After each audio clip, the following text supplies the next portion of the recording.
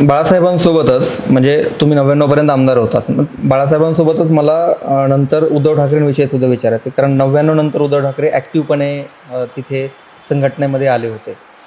त्यांच्यासोबत तुमचं कसं त्यावेळेस बॉन्डिंग असायचं सुरुवातीच्या काळामध्ये? कारण तुम्ही अगदी त्यांच्याच बरोबरीचे त्यावेळी होतात.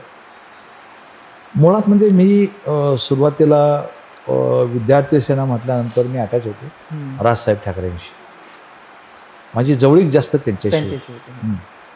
आणि राजसाहेब खूप आम्हाला लाईक पण करायचे आणि रिस्पॉन्स पण द्यायचे. पण कालांतराने मग आता वेगळं झाल्यानंतर निश्चितपणे सूत्र ही माननीय उद्धवजी साहेबांकडे या ठिकाणी आली.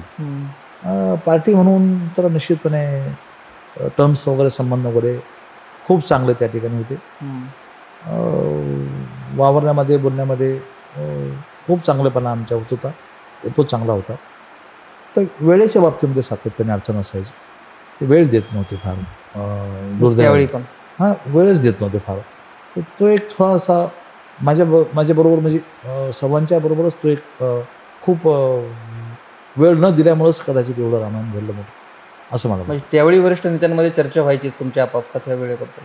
हो, अर्थातच आमदारांना वेळ जो पाहिजे तसा मिळतच नव्हता.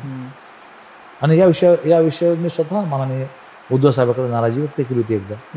रामदास कदम विरोधी पक्षनेते असताना त्यांना तिथं मी स्वतः बोललो होतो, साहेब तुमच्या वेळेच्याबद्दल, तुमच्या फोनच्याबद्दल खूप तक्रारी आहेत, तुम्ही फोनवर येत नाहीत वगैरे वगैरे, तर ते बदल करू असं बोललो होतो. म्हणजे त्यावेळी जेव्हा एकत्र होते राज ठाकरे आणि उद्धव ठाकरे त्यावेळी ॲक्सेस तुमचा राज ठाकरेंपर्यंत लवकर असायचा म्हणजे उद्धव ठाकरेंच्या तुलनेत? हो, राज ठाकरेसोबतचा ॲक्सेस तर एकदम सहज होता. सगळ्यांना सहज होता, आम्हाला तरी होता सहज.